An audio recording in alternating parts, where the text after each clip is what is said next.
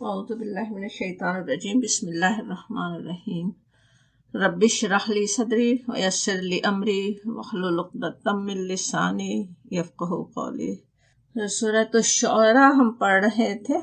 نبی صلی اللہ علیہ وسلم اور مسلمان مکے میں جن شدید حالات سے گزر رہے تھے اس کے لیے تسلی سے بات شروع ہوئی تھی۔ سورۃ الشعراء کے شروع کے بالکل ابتدایات کیجئے، پھر تاریخی واقعات کے ذریعے اہل ایمان کو بھی تسلی کے ساتھ بہت کچھ سکھایا گیا، اور کفار کے لیے ان میں نشانیاں دکھائی گئیں۔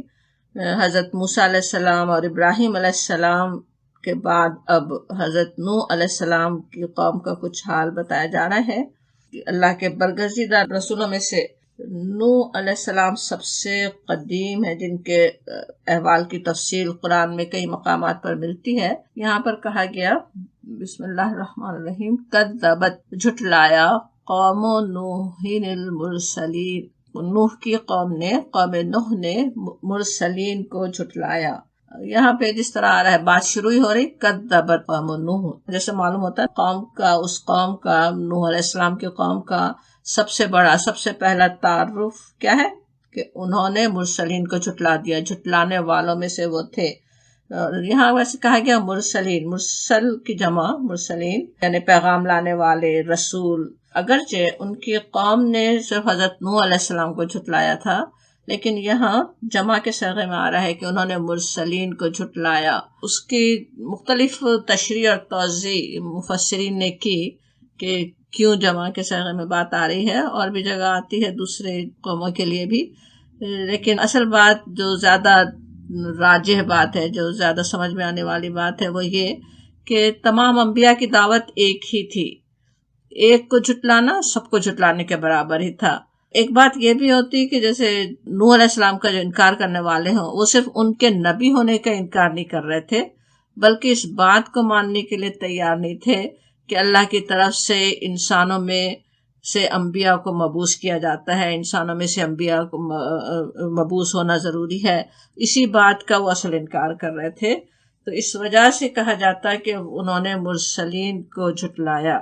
یہاں یہ بات بھی سمجھ میں آتی کہ تمام رسولوں کی دعوت ایک ہی تھی۔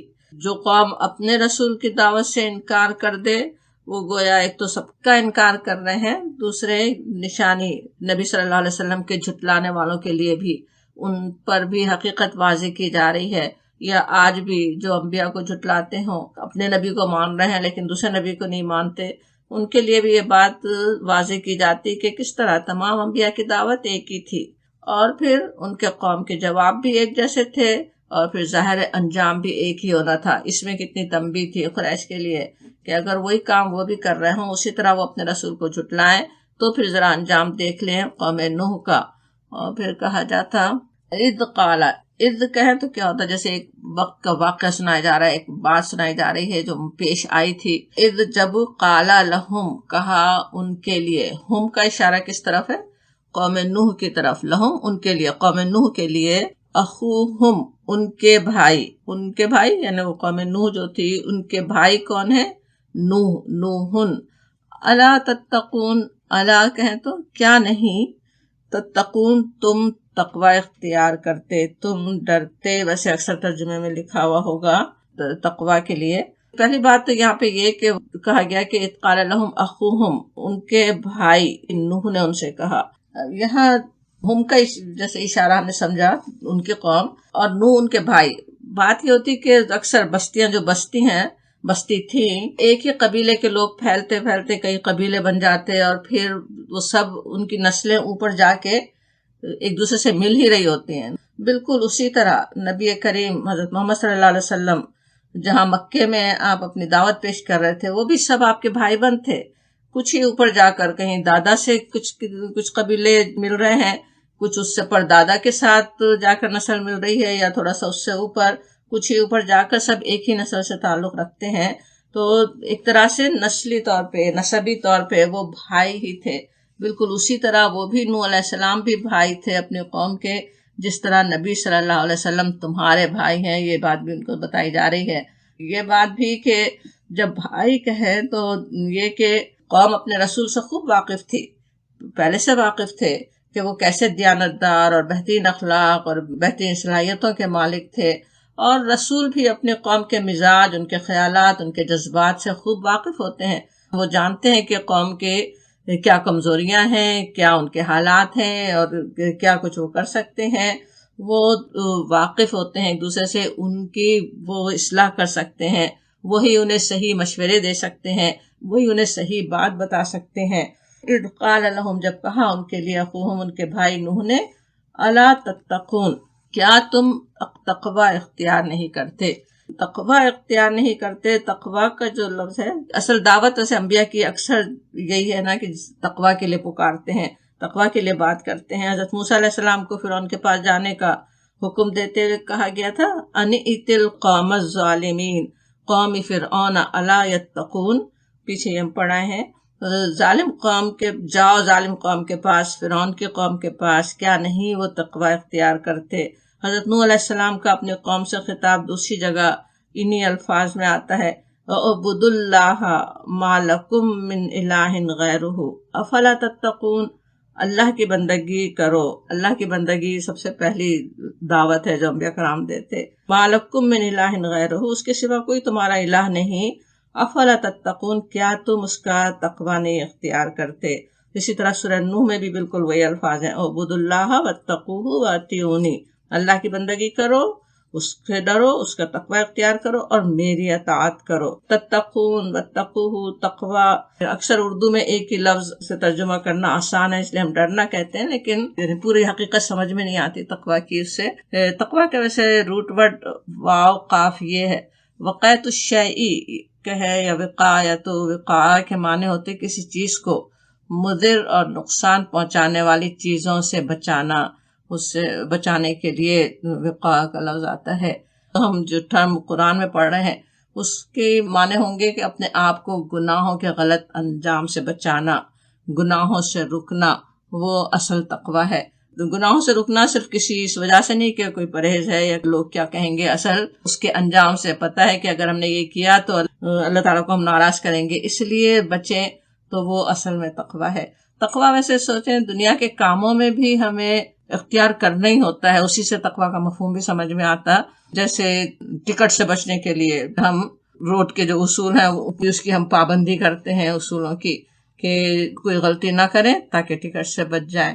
اور اسی طرح بیماریوں سے اپنے آپ کو بچانے کے لیے ہم اپنی خواہشوں کو روک کر پرہیز کرتے ہیں۔ کیوں کرتے ہیں؟ کہ بیمار ہو جائیں گے، تکلیفیں ہوں گی، اس کے لیے اپنے آپ کو روکتے ہیں۔ کتنی چیزوں سے بچانا ہوتا دنیاوی لحاظ سے، جیسے وہ تقوی ہم کر رہے ہیں۔ اسی طرح کا تقوی ہمیں اپنے رب کی ناراضی سے بچنے کے لیے کرنا ہوگا۔ اور بچانے کے معنوں کے لحاظ سے قرآن میں اور جگہ جو ہم پڑھتے ہیں، اس کا یہ لفظ اسی لفظ سے جو دوسرے الفاظ ہیں، قوا انفسکم واہلیکم نارا آتا ہے سورہ تحریم میں، کہ اپنے آپ کو اور اپنے گھر والوں کو آگ سے بچاؤ۔ قوا انفسکم، یا وقینا عذاب النار کی دعا تو کئی دعاؤں میں ہے نا، کہ ہمیں عذاب آگ سے بچانا، اپنے آپ کو بچانا، اپنے آپ کو اللہ کے عذاب سے بچانے کی کوشش کرنا، وہ ہے اصل معنوں میں یہاں پہ کہا جا رہا ہے کہ وہ نہیں ڈرتے۔ الا تتقون، کیا تم نہیں ڈرتے، تم فکر نہیں کرتے۔ اب جہاں یہاں پہ جس طرح سے کہا جا رہا ہے کہ انہوں نے کہا الا تتقون، کیا تم نہیں تقوی اختیار کرتے، تو اس کا کیا مفہوم ہوگا؟ وہ جیسے اپنی قوم سے کہہ رہے ہوں کہ ہوش میں آؤ، کیا کر رہے ہو، اللہ کی نافرمانیاں، ایک دوسرے پر ظلم و ستم، یہ جہالت تمہیں کس انجام سے دوچار کر دیں گی، اپنی غلط روش سے باز آؤ۔ وہ کہہ رہے ہیں تقوی کی زندگی اختیار کرو۔ اس سورہ میں پیچھے آنے والے واقعات میں بھی ہم سمجھتے رہے کہ قوم کی اصلاح کرنے کی بات ہو یا فرد کی، اس کا بنیادی طریقہ یہی ہے کہ اللہ کی بندگی کی دعوت اور اللہ سے تقوی کی دعوت، اللہ کے تقوی کے پابند ہونے کی دعوت، وہی سب سے بنیادی چیز ہے۔ قرآن کی دعوت ہمارے لیے بھی بالکل وہی ہے، ان قوموں کے لیے جو تھی وہی ہمارے لیے بھی اسی طرح ہی ہے۔ شروع میں سورہ بقرہ کے جو رکوع ہیں ان میں ہم پڑھتے ہیں، آیت نمبر 20 ہے سورہ بقرہ کی، یا ایھا الناس اعبدوا ربکم الذی خلقکم والذین من قبلکم لعلکم تتقون، اے لوگو بندگی اختیار کرو اپنے رب کی جس نے تمہیں پیدا کیا تم سے پہلوں کو، تاکہ تم تقوی اختیار کرو، تاکہ تم بچو، تاکہ تم برے انجام سے بچو۔ ہدی للمتقین، دوسرے بقرہ کے شروع میں ہی ہے نا کہ ہدایت ہے یہ کتاب، لیکن کون ہدایت پاتے ہیں؟ وہ جو تقوی اختیار کریں، جو متقین ہوں۔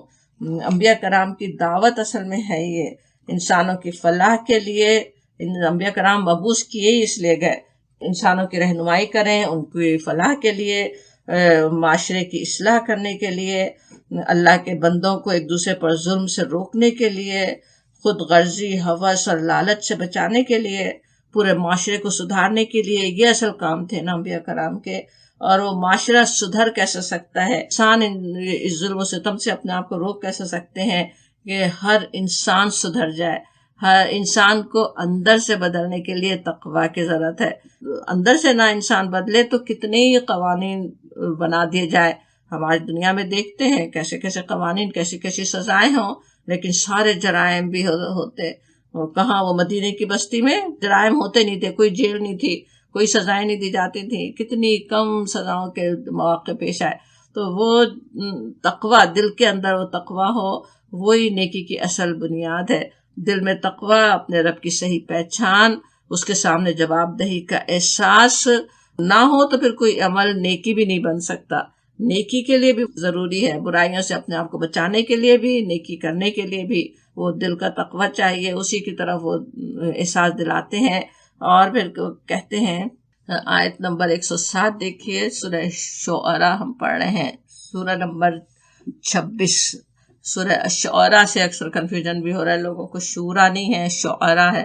انی لکم رسول امین، وہ پھر کہتے ہیں کہ انی بے شک میں لکم تمہارے لیے رسول امین ہوں، امانت دار رسول ہوں۔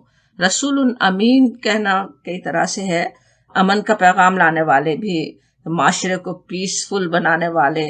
اور پھر ایک بات یہ بھی کہ رسول بننے سے پہلے بھی امانت و دیانت کے لیے مشہور تھے، ہر ایک کے ساتھ ہر معاملے میں بھی وہ امانت دار تھے، بالکل اسی طرح جیسے نبی کریم حضرت محمد صلی اللہ علیہ وسلم رسول بننے سے پہلے بھی الامین کے لقب سے پہچانے جاتے تھے، الصادق، الامین کے لقب سے پہچانے جاتے تھے۔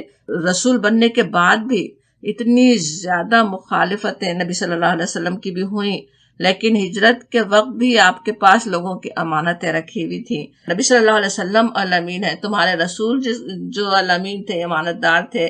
بالکل وہی بات نوح علیہ السلام کے واقعے میں چل رہی ہے، وہ بتاتے ہیں کہ میں امانت دار ہوں، میں رسول امین ہوں۔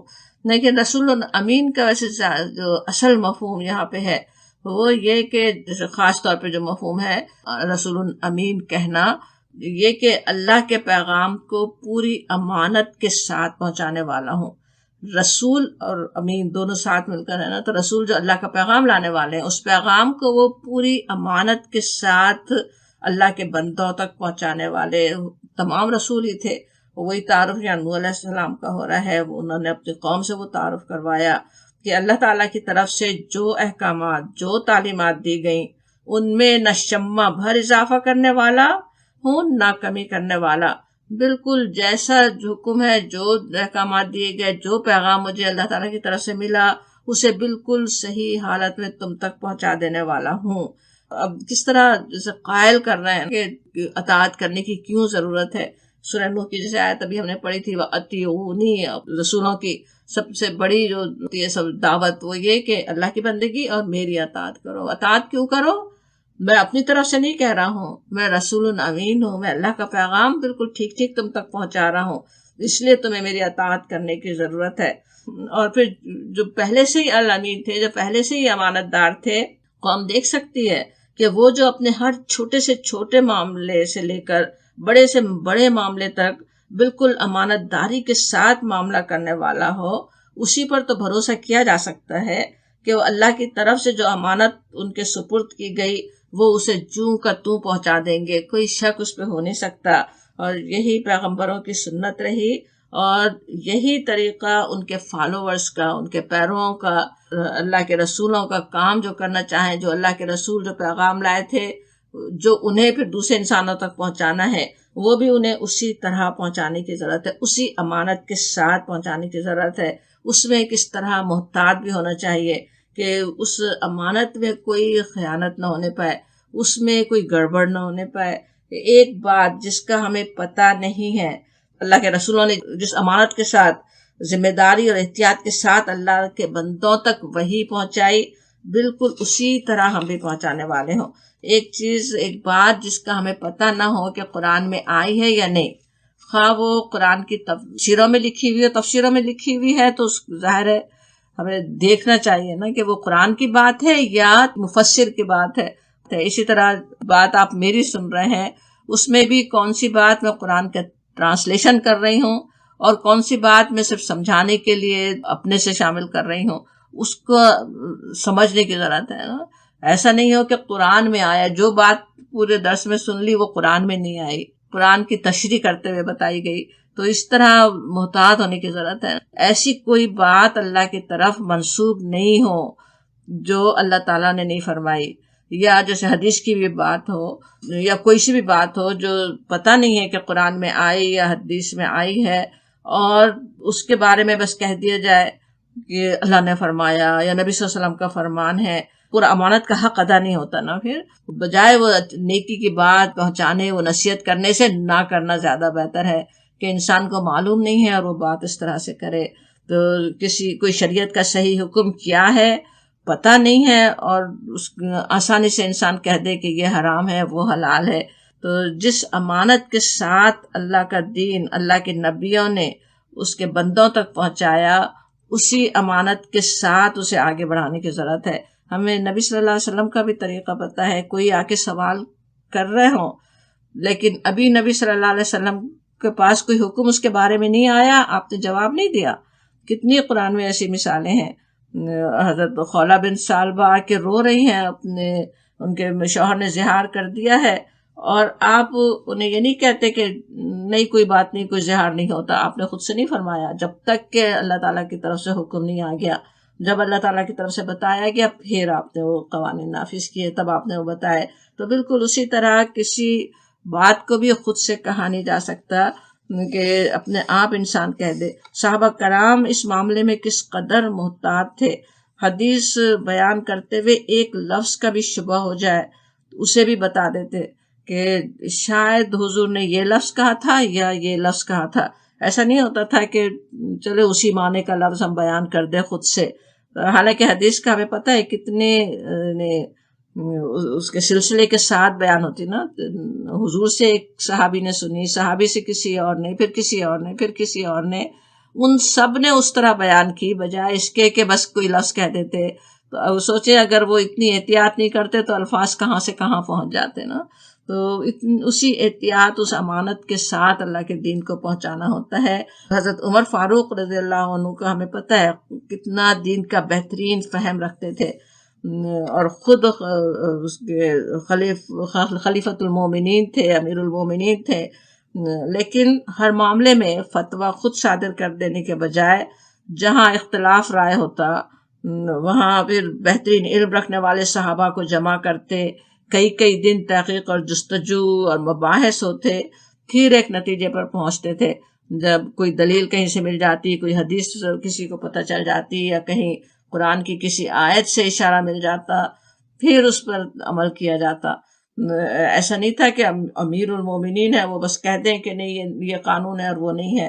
ایک عام خاتون بھی آ کے حضرت عمر کو چیلنج کر سکتی تھی کہ یہ بات تو قرآن میں اس طرح نہیں ہے۔ قرآن میں جو چیز پیش کی گئی اس کو بالکل اسی طرح سے لینا، وہ بھی ہمیں سمجھ میں آتا ہے۔ جس طرح اللہ کے رسول امین تھے، وہی پیغام جب ہمیں اللہ کے بندوں تک پہنچانا ہے تو اسی امانت کی ضرورت ہے، اور یہی امانت جب کسی امت سے اٹھ جائے تو پھر ظاہر دین میں بگاڑ پیدا ہوتے ہیں، جو ہم دیکھتے ہیں پچھلے مذاہب میں نظر آتے ہیں، اسلام کے مختلف فرقوں میں بھی آ سکتے ہیں۔ تو اس سے محتاط رہنے کی ضرورت بھی ہمیں سمجھ میں آ رہی ہے۔ اور پھر وہ کہتے ہیں آیت 108 دیکھیں، فَاتَّقُوا اللَّهَ، پھر وہی تقوی کا لفظ آ رہا ہے۔ وہاں پہ تو تھا نا کہ الا تتقون، اب وہ ہدایت کر رہے ہیں اپنے قوم کو، اپنے قوم سے کہتے ہیں تقوی اختیار کرو اللہ کا، وَأَطِیعُونِی، اور میری اطاعت کرو، بس اللہ کا تقوی اختیار کرو۔ اب یہاں پہ جس طرح پہلے اپنے رسول امین کی بات فرمائی، پھر دوبارہ واتقوا اللہ واطیعونی. تو اس سے سمجھ میں آتا ہے کہ جب میں سچائی کے ساتھ تمہارے رب کا پیغام تمہیں ٹھیک ٹھیک پہنچا رہا ہوں تو تمہارا کام کیا ہے؟ تم بھی اسے لے لو، اطاعت کرو. جب اللہ کا ہی پیغام ہے، تمہارے رب کا پیغام ہے، تمہارے رب کا پیغام میں پہنچا رہا ہوں، تو تمہارا کام ہے کہ تم میری اطاعت کرو. تو تقوی حاصل ہو گئی اللہ کے رسول کی اطاعت سے.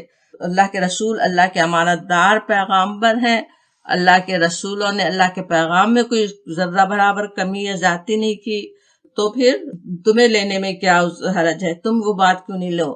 تم ضرور میری اطاعت کرو. اس کے لیے جیسے ترغیب دے رہے ہیں، تاکید کر رہے ہیں اپنی قوم کو کہ اطاعت کرو اور تقوی اختیار کرو، اسی سے تمہیں تقوی حاصل ہوگا.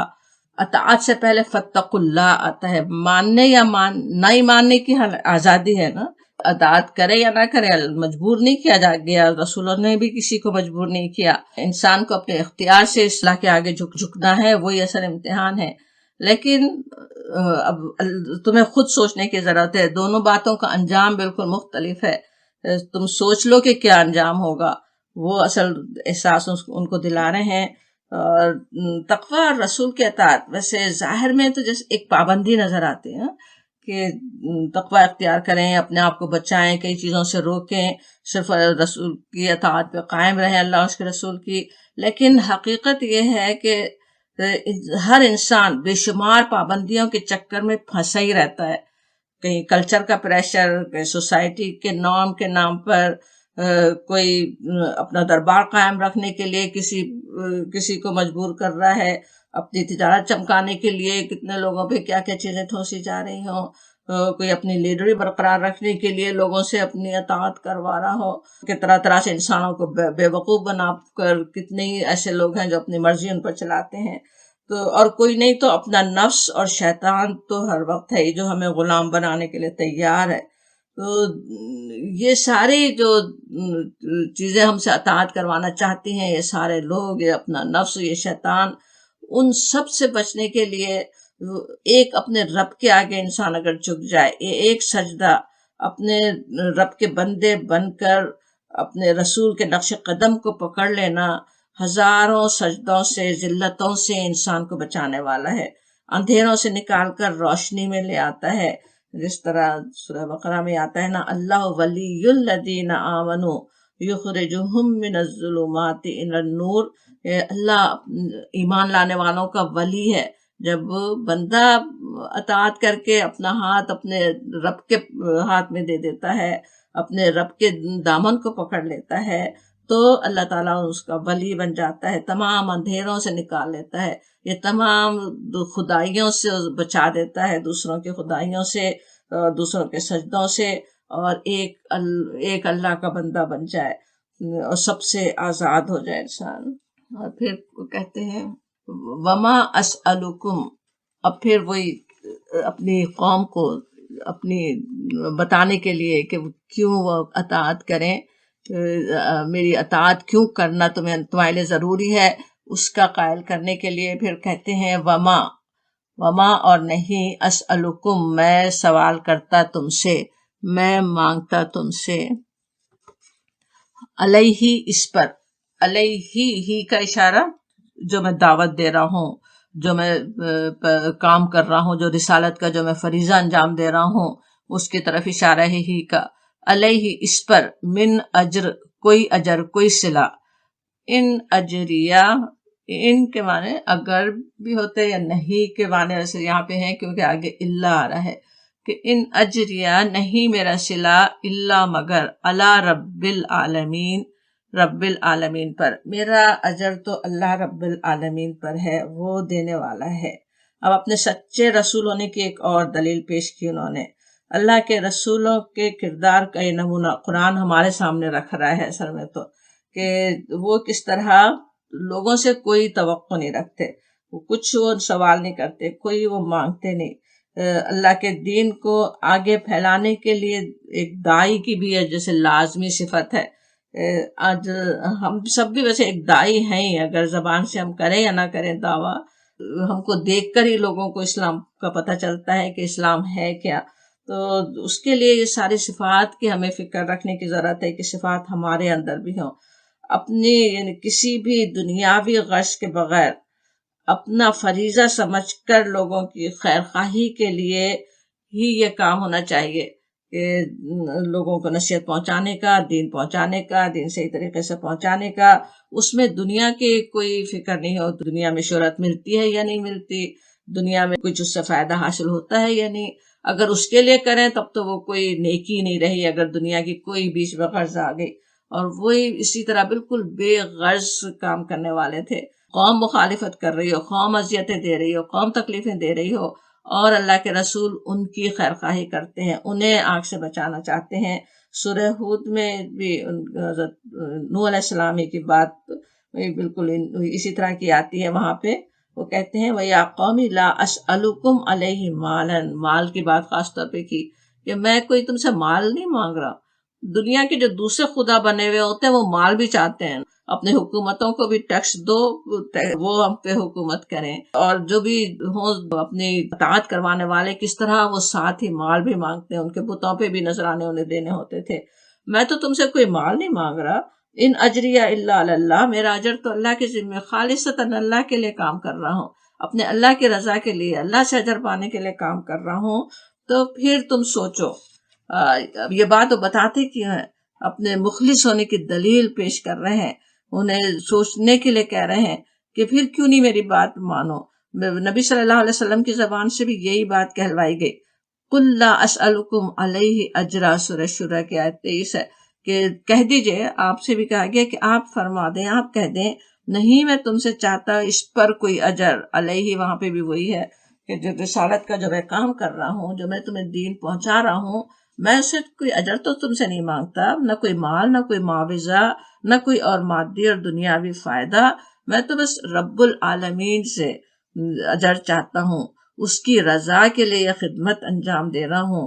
کوئی شخص اگر اپنا وقت، اپنی جان لگا کر بے غرضی کے ساتھ اللہ کے بندوں کی اصلاح کے لیے کام کر رہا ہو، خود اس سے کوئی فائدہ نہیں اٹھا رہا ہے، تو اس سے بڑھ کر اس کے اخلاص کی اور کیا دلیل ہے؟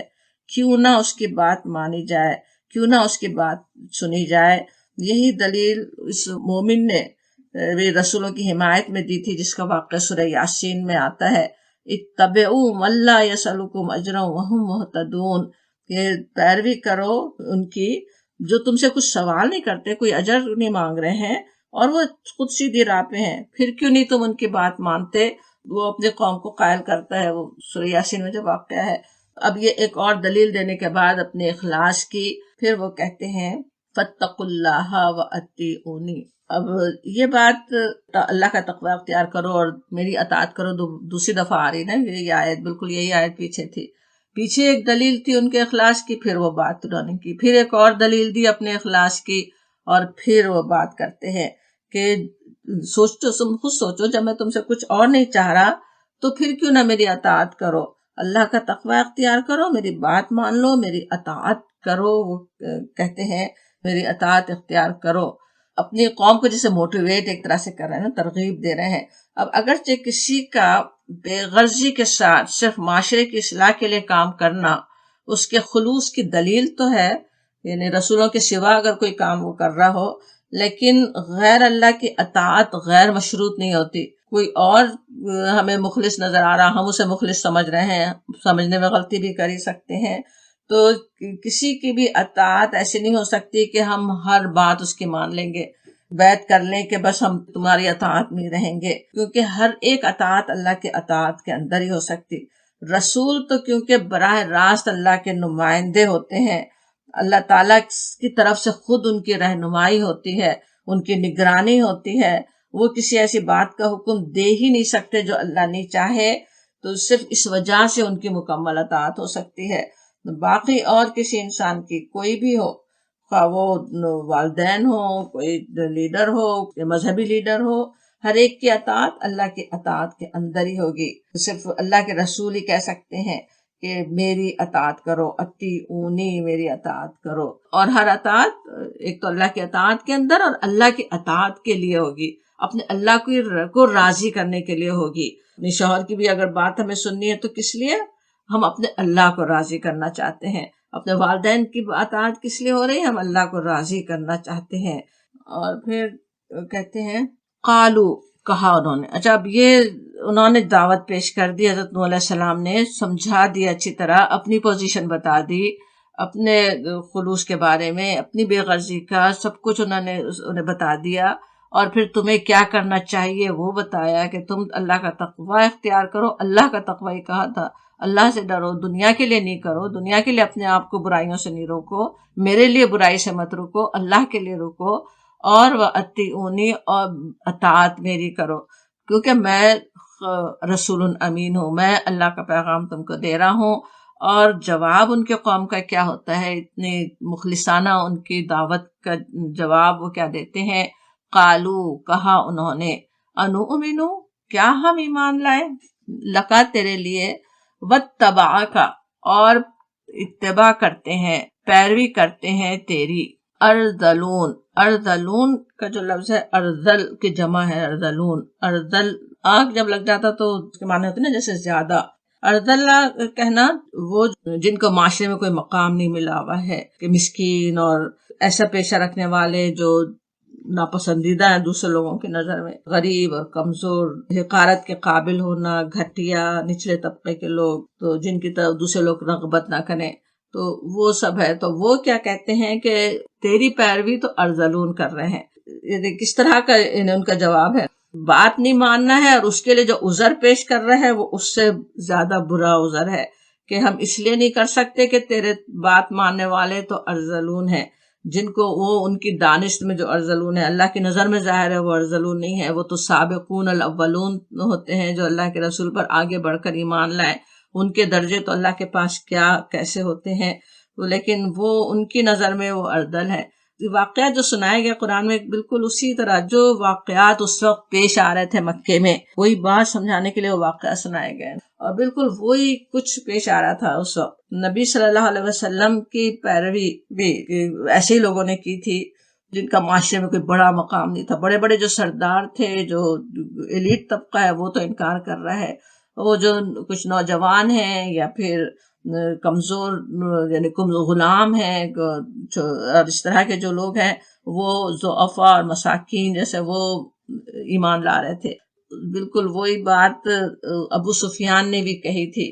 ایک دفعہ خود وہ سفر کر رہا تھا، جب اس میں قیصر روم نے اس کو بلوایا. قیصر روم معلوم کرنا چاہ رہا تھا کہ جو نبی آئے ہیں ان کے بارے میں معلومات کرنے کے لیے. ہو سکتا ہے جب نبی صلی اللہ علیہ وسلم کا خط پہنچا ہے اس کے بعد یا اس سے پہلے، تو ان کے بارے میں معلومات کرنے کے لیے اس نے ابو سفیان کو اپنے دربار میں بلایا. تو اس کے سوالوں کا جواب دیتے ہوئے ابو سفیان نے بھی یہی بات کہی تھی، تبعہ منا الضعفاء والمساکین، اس کی کا اتباع کیا ہے، اس کے پیچھے چلے ہیں ہمارے غریب اور کمزور لوگوں نے، ان کی بات مانی ہے ہمارے غریب اور کمزور لوگوں نے. ابو سفیان اس وقت مسلمان نہیں تھے نا. یہ بات انہوں نے کہی بھی اسی لیے ہوگی، قیصر روم کی نظروں میں گرانے کے لیے، کہ وہ تو کچھ حقیقت نہیں رکھتے. ان کی بات تو ایسے لوگوں نے مانی ہے کچھ جو عقل مند بھی سمجھتے نا اپنے آپ کو، جو خود جن کو اللہ تعالیٰ نے نوازا ہوا ہو دنیا سے. قیصر روم کی نظروں میں نبی صلی اللہ علیہ وسلم کو گرانے کے لیے وہ بات کہتا ہے. لیکن قیصر روم کہتا ہے کہ ہمیشہ رسولوں کے ساتھ یہی ہوتا رہا ہے. اس کو تو دلیل مل گئی تھی کہ وہ اللہ کے سچے نبی ہی ہیں، ان کی پیروی کرنے والے وہ ہیں. سوچنے کی بات ہے کہ اپنے وطن یا اپنی خوبیوں کی بنا پر، یا کہاں کس نسل سے تعلق رکھتے ہیں، کیا اسکن کلر ہے، اور کیا پیشے ہیں، اور کیا تعلیم ہے، اور دنیا میں کیا مقام ہے، اس کی وجہ سے اپنے آپ کو کوئی چیز سمجھ کر دوسروں کو نیچا سمجھنا، دوسروں کو پست سمجھنا، اللہ کے بندوں کو کسی بھی وجہ سے گھٹیا سمجھ لینا، خود ہی ایک گھٹیا ترین حرکت ہے، اور کس قدر عام بھی ہے وہ بات. کیونکہ اصل بات وہ ہے کہ بالکل یہی بات ابلیس کی تھی نا. ابلیس نے بھی اپنے آپ کو صرف اس وجہ سے کہ وہ کہاں کس چیز سے بنا، کس چیز سے پیدا ہوا، اپنے آپ کو برتر سمجھا، انسان کو کمتر سمجھا. اور وہی بات، وہی کوشش وہ انسانوں کے ساتھ کرتا ہے. شیطان کی، ابلیس کی پیروی وہ انسان اصل میں کر رہے ہوتے ہیں جو اپنے آپ کو کسی بھی لحاظ سے برتر سمجھیں، دوسروں کو کمتر سمجھیں. نفس میں بیٹھا ہوا شیطان ہی ہے جو وہ یہ بات ذہن میں ڈال رہا ہے. انا خیر منہ، اس نے کہا تھا کہ میں اس سے بہتر ہوں. بہتر ہونا، بہتر ہونے کی کوشش کرنا وہ تو انسانی فطرت ہے، لیکن جب دل میں اپنے آپ کو دوسروں سے بہتر سمجھنے کا اگر خیال آ جائے تو پھر چوکنا ہونے کی ضرورت ہے. پھر الرٹ ہونا چاہیے، ہمیں سمجھنا چاہیے کہ یہ کہاں سے خیال آ رہا ہے، یہ کون ہے جو ہمارے دل میں یہ خیال ڈال رہا ہے. اصل میں تو پھر ہم نیچے جا رہے ہیں، گھٹیا اخلاق کا مظاہرہ ہی ہو سکتا ہے اس کی وجہ سے. اس آیت میں سمجھ میں آتا ہے کہ نوح علیہ السلام کو جواب دینے والے وہی لوگ تھے جو اپنے تئیں اپنے آپ کو کچھ سمجھتے ہوئے خود گمراہ ہیں، دوسروں کو گمراہ کرنا چاہتے ہیں. سورہ نوح میں بھی اسی کی طرف اشارہ ملتا ہے. دوسرے رکوع میں کہا جاتا ہے نوح علیہ السلام اپنے رب کے سامنے جب اپنی قوم کا دکھڑا پیش کرتے ہیں تو انہوں نے کہا قال نوح ربی انہم عصونی واتبعوا من لم یزدہ مالہ وولدہ الا خسارا. نوح نے کہا میرے رب، انہوں نے میری بات رد کر دی، عصونی کہ میری نافرمانی کر دی، اور ان کی پیروی کی جو مال اور اولاد پا کر زیادہ نامراد ہو گئے ہیں اور خسارے میں پڑ گئے ہیں. جن کے پاس مال و اولاد ہے ان کے پیچھے جا رہے ہیں، ان کی بات سن رہی ہے قوم بھی. اللہ نے اس دنیا کی نعمتوں سے نوازا، اسے پا کر خود بھی بہکتے ہیں، دوسروں کو بھی بہکا رہے ہوتے ہیں. نبی صلی اللہ علیہ وسلم کی بات بھی ویسے ہی نہیں ماننا چاہتے تھے اس وقت بھی مکے کے لوگ، اور وہ ان کے پاس بھی وہی بہانہ تھا کہ ان کے پاس تو غلام ہیں جو یا وہ جو معاشرے میں دبا کر رکھے گئے ہیں وہ ایمان لائے ہیں، تو ہم بھلا تمہاری بات کیسے سن سکتے ہیں. اور پھر وہ کہتے ہیں یہی بات کو بھی آگے بھی ہم اور سمجھتے ہیں، لیکن اگلی آیات دیکھیں اسی بارے میں چل رہی ہیں. آیت 112 قالا کہا وما علمی، اور نہیں معلوم مجھے، وما علمی میرے پاس علم نہیں ہے اس کا، بما ماں کے معنی ویسے کیا کے بھی ہوتے یا نہیں کے بھی، دونوں میں ویسے مفہوم ایک ہی رہتا ہے. مجھے کیا معلوم وہ کہہ رہے ہوں، یا یہ کہ مجھے نہیں معلوم کہ بما کانو یعملون، کہ وہ کیا کرتے رہے ہیں، وہ کیا ہیں، وہ کیا کرتے ہیں. یعنی مجھے کیا معلوم کہ وہ کیا کرتے ہیں، مجھے کیا علم. اس جواب سے حضرت نوح علیہ السلام اپنے قوم پر یہ بات جسے واضح کر دیتے کہ شرافت اور ذلت کا انحصار آدمی کے عمل اور کردار پہ، نہ کہ نسب اور مال اور جائیداد پہ. اصل تو عمل دیکھنے کی ضرورت ہے، تم وہ کیا دیکھ رہے ہو نا، یا یہ کہ وہ ماضی میں کیا کرتے رہے یا اس وقت ان کا کیا پیشہ ہے، سب کچھ اللہ تعالیٰ جانتا ہے، میں تو نہیں جانتا. وہ یہ بات بتاتے ہیں ان حسابہم الا علی ربی، ان یعنی نہیں کے معنی میں، کیونکہ آگے اللہ آ رہا ہے نا.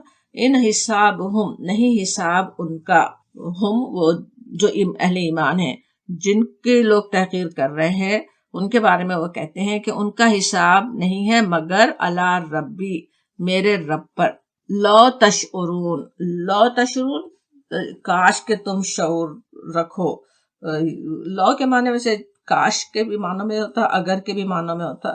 اگر تم شعور رکھتے ہو، یہ لو تشعرون کا لفظ کس طرح یہاں پہ آتا ہے نا، وہ جو اپنے آپ کو بڑے باشعور سمجھ رہے ہیں، دانشور سمجھ رہے ہیں، اللہ نے دنیا کی نعمتیں دی ہیں، سمجھ رہے ہیں کہ کوئی ہم نے اپنے زور بازو سے، اپنی عقل سے، ہماری عقل مندی کا نتیجہ ہے جو آج ہم اس مقام پر ہیں، وہ یہ سمجھے ہوئے ہیں. ان باشعور لوگوں سے حضرت نوح علیہ السلام کہتے ہیں اگر تم شعور رکھتے ہو، تم اگر سمجھتے ہو، تم سمجھدار اپنے آپ کو سمجھ رہے ہو، تو یہ بات تمہیں نہیں سمجھ میں آتی، تم یہ نہیں غور کرتے کہ ان کا حساب لینا اللہ کے ذمے ہے، اللہ تعالیٰ جانتا ہے وہ کیسے ہے اور کیا ہے، مجھے ان کا کیا پتا، میں ان کا کیا جانوں. اور پھر کہتے ہیں وما انان بطارد المؤمنین، اور نہیں میں بطاردن کا جب لفظ ہے، طارد کا لفظ تو رے دال، التردو کہتے ہیں کسی کو حقیر اور ذلیل سمجھ کر دور کر دینا. تردتہو جیسے میں نے اسے بھگا دیا، نکال دیا. تو وما انا بطارد المؤمنین، میں تو مومنین کو نہیں نکالنے والا. وہ صاف صاف اپنا فیصلہ سنا دیتے ہیں. قوم کچھ کہہ رہی ہو، کچھ باتیں بنا رہی ہو، ان کے لیے مشکل بنا رہی ہو، بالکل جیسے ہم تو تمہاری بات ہی نہیں سن سکتے کہہ رہے ہو، لیکن وہ تو ان کو بتا دیتے ہیں کہ میں تو کچھ نہیں کرنے والا، میں ان کو نکالنے والا نہیں ہوں، میں انہیں دھکے دینے والا نہیں ہوں. قوم نے جو اعتراض کیا تھا کہ انؤمن لک واتبعاک الارذلون، کہ ہم تجھ پر ایمان لائیں حالانکہ تیری پیروی ارذلون نے کی ہے، بالکل وہی اعتراض جو کفار مکہ تھا، اور یہی تکبر ہوتا جو اکثر ہدایت کے راستے میں رکاوٹ بھی بنتا ہے۔ اور نوح علیہ السلام کے واقعے کی صورت میں سب کو سنا دیا گیا کہ وما انا بطاردن، کہ میں نہیں انہیں دھتکارنے والا، میں نہیں انہیں اپنے سے دور کرنے والا۔ زمانے کا چلن کچھ ہو، کتنے ہی ناک بہوں چڑھانے والے ہوں، باتیں بنانے والے ہوں، اللہ کے رسولوں نے اپنا کردار سے اہل ایمان کو سکھا دیا کہ وہ تو وہی کچھ کرتے ہیں جو اللہ تعالیٰ کی نظر میں صحیح ہے۔ کئی چیزوں میں یہی چیز سے ہم سوچ سکتے ہیں، اور بھی کتنی چیزیں آج کے زمانے میں کوئی ایسی بات کہنا مشکل ہو رہا ہو، سب اس کو صحیح سمجھ رہے ہیں ایک چیز کو، اور اس کے خلاف چلنے کے لیے تیار رہنا، وہ رسولوں کا کردار اللہ تعالیٰ نے ہمیں دکھایا۔ سرداروں اور ایلیٹ لوگوں کے لیے ان کے اسلام سے دنیا کو فائدہ پہنچانے کی فکر میں غریب طبقے کو دور رکھنا تو دور کی بات ہے کہ ان کے ذریعے سے اسلام پھیل جائے۔ سورہ عبسہ جس واقعے پر نازل ہوئی یاد کیجئے، جب ایک دفعہ قریش کے بڑے بڑے سرداروں سے نبی صلی اللہ علیہ وسلم گفتگو فرما رہے تھے، تو جیسے بالکل ریئر اوکیشن تھا نا، بات سنتے نہیں تھے نا آپ صلی اللہ علیہ وسلم کی، بات آپ کر رہے ہو تو شور مچاتے تھے، سننا نہیں چاہتے تھے، اور وہ کچھ بات آپ کو کرنے کا موقع ملا ہے وہ سن رہے ہیں۔ آپ صلی اللہ علیہ وسلم امید کر رہے ہیں کہ اگر وہ بات سنیں ایمان لے آئیں تو ان کے پورے قبیلے مسلمان ہو سکتے ہیں۔ ایسے وقت میں ابن ام مکتوم جو مسلمان ہو چکے تھے یا اسلامی کے بارے میں ابھی جاننے کی کوشش میں تھے، وہ نابینا ہونے کی بنا پہ دیکھ نہیں سکے کہ آپ صلی اللہ علیہ وسلم کس کام میں مشغول ہیں، اور آ کر آپ سے کچھ سوال کرتے ہیں جن کی بنا پر سرداران اٹھ جاتے ہیں۔ اب نبی صلی اللہ علیہ وسلم اس لاش کو محسوس کرتے نا کہ ایک موقع تھا جو ہاتھ سے نکل رہا ہے، اس پر آیات نازل ہو جاتی ہیں۔ اما من استغنا، جس نے بے نیازی برتی، یہ مکے کے سرداروں کی طرف اشارہ ہے۔ اصل سورہ عبس میں ویسے دیکھنے میں ایسا لگتا ہے جیسے نبی صلی اللہ علیہ وسلم کو تنبیہ ہو رہی ہو، لیکن اللہ کا غضب اصل ان سرداروں پہ، متکبرین پر بھی ہے زیادہ، وہ جو بے نیازی برتنے والے ہیں۔ لیکن نبی صلی اللہ علیہ وسلم سے کو کہا جاتا، آپ کو بھی پکڑا گیا، فَأَنْتَ لَهُ تَصَدَّى، تو تم اس کے پیچھے پڑتے ہو، یعنی ان کو دین پہنچانے کے لیے تم ان کی بات سننا نہیں چاہ رہے ہو۔ وَمَا عَلَيْكَ أَلَّا يَزَكَّى، حالانکہ اگر وہ نہ سدھرے تو تم پر اس کی کیا ذمہ داری ہے۔ یعنی کوئی نہیں سننا چاہتا، کوئی بہانے بنا رہا ہے تو تم سے پوچھنی ہوگی، تم سے قرآن میں صاف صاف ہے، سورہ بقرہ میں بھی ہے، تم سے وَلَا تُسْأَلُوا عَنْ أَصْحَابِ الْجَحِيمِ، اہل دوزخ کے بارے میں آپ سے سوال نہیں ہونے والا ہے، آپ پہ ذمہ داری نہیں ہے۔ وَأَمَّا مَنْ جَاءَكَ يَسْعَىٰ، اور جو تمہارے پاس دوڑتا ہوا آتا ہے، وَهُوَ يَخْشَىٰ، جو خشیت رکھتا ہے۔ کیسے اللہ تعالیٰ کی ان پہ مہربانی نظر آتی ہے کہ وہ جو جس کے دل میں خشیت ہے، جو دین سیکھنا چاہتا ہے، فَأَنْتَ عَنْهُ تَلَهَا، تم اس سے بے رخی برتتے ہو۔ کَلَّا إِنَّهَا تَذْکِرَةٌ، ہرگز نہیں، یہ تو ایک نصیحت ہے۔ فَمَنْ شَاءَ ذَکَرَهُ، جس کا جی چاہے اسے قبول کر لے۔ اگرچہ ابن ام مکتوم نابینا تھے، آپ صلی اللہ علیہ وسلم کے چہرے پہ ناگواری کے اثرات آئے بھی ہوں تو وہ دیکھ نہیں سکتے تھے، آئے تھے اسی لیے عبسہ وتولیٰ سے شروع ہوتے نا سورہ، لیکن وہ دیکھ بھی نہیں سکتے تھے، لیکن اللہ تعالیٰ نے اس واقعے کو ہماری تربیت کا ذریعہ بنا دیا، رہتی دنیا تک کے لوگوں کے لیے نمونہ جیسے بتا دیا گیا کہ کیا اصل کرنے کا کام ہے اور کیا احتیاط رکھنی ہے، کیا کام نہیں کرنا ہے۔ ہر زمانے کے متکبرین کو ان کی حیثیت کا احساس بھی دلا دیا۔ قرآن کو ان کی ضرورت نہیں ہے، انہیں اس کی ضرورت ہے۔ کوئی خود بھاگ رہا ہے قرآن سے تو اس کے پیچھے قرآن لے کے جانے کی ضرورت نہیں ہے، قرآن خود ان کی ضرورت ہے، جو خود آئے، جو خود بھاگ کر آئے، جو خود سیکھنا چاہیں انہیں سکھاؤ۔ سورہ انعام میں نبی صلی اللہ علیہ وسلم کو مخاطب کر کے بالکل یہی ہدایت فرمائی گئی کہ وَلَا تُطْرِدِ الَّذِينَ يَدْعُونَ رَبَّهُمْ بِالْغَدَاةِ وَالْعَشِيِّ، نہ دور پھینکو ان لوگوں کو جو شب و روز اپنے رب کو پکارتے ہیں، یریدون وجہہ، اس کی خوشنودی کی خاطر، اللہ کے خوشنودی چاہتے ہیں، اس کا ارادہ رکھتے ہیں۔ وما علیک من حسابہم من شیء وما من حسابک علیہم من شیء، ان کا کوئی حساب تمہارے ذمے نہیں اور تمہارا کوئی حساب ان کے ذمے نہیں، اس پر بھی اگر تم انہیں پھینکو گے فتدردہم، بالکل وہی الفاظ جو یہاں ہیں وہی استعمال ہو رہے ہیں اس میں بھی، کہ انہیں دور پھینکو گے، انہیں اپنے سے دور کرو گے اگر تم، نبی صلی اللہ علیہ وسلم سے خطاب ہے یہ سورہ نام میں، فتکون من الظالمین، تم ان ظالمین میں سے ہو جاؤ گے، کہا جاتا تم ظالموں میں شمار ہوگے۔ اور سوچے جب یہ بات کہی جا رہی ہو تو ہماری بھی سوچنے کی بات ہے، اگر کسی کو پست سمجھ کر، کسی کو کمتر سمجھ کر انہیں خاطر میں نہ لائیں، انہیں دور کر دیں اپنے سے، تو اللہ تعالیٰ کا کیسا غضب ہو سکتا ہے، کتنا اللہ کو ناراض کرنے والا یہ کام ہے۔ اور اصل حقیقت بھی وہاں پہ بتا دی جاتی، وہ بھی یاد رکھنے کی بات ہے۔ وَكَذَلِكَ فَتَنَّا بَعْضَهُمْ بِبَعْضٍ، اور اس طرح سے ان لوگوں میں سے بعض کو بعض کے ذریعے آزمائش میں ڈال دیا ہے۔ یعنی یہ تو اللہ تعالیٰ کی طرف سے امتحان ہے نا، یہ آزمائش ہے اصل میں، کہ ہم کیا کرتے ہیں۔ کسی کو اللہ نے دے کر آزمایا ہے، کسی کو نہیں دے کر انہیں دوسروں کے لیے آزمائش کا ذریعہ بنایا، اور یہ کہ تاکہ وہ کہیں کہ ہمارے درمیان بس یہی لوگ رہ گئے تھے جن پر اللہ کا فضل و کرم ہوا، کیا اللہ اپنے بندوں کو ان سے زیادہ، شاکر بندوں کو ان سے زیادہ نہیں جانتا؟ یعنی اللہ جاننے والا ہے۔ یہ باتیں بناتے ہیں کہ یہ لوگ کیسے ہو سکتے ہیں، وہ جو اتنے دنیا میں کوئی کامیاب نہیں ہے، دنیاوی لحاظ سے ان کی نظر میں وہ اتنے ناکام ہیں، وہ کیسے اللہ کے پاس کوئی مقام پا سکتے ہیں۔ اللہ کے رسول کے بارے میں تک بھی وہ اسی طرح کی بات کرتے تھے نا، اور مومنوں کے لیے تو اور زیادہ۔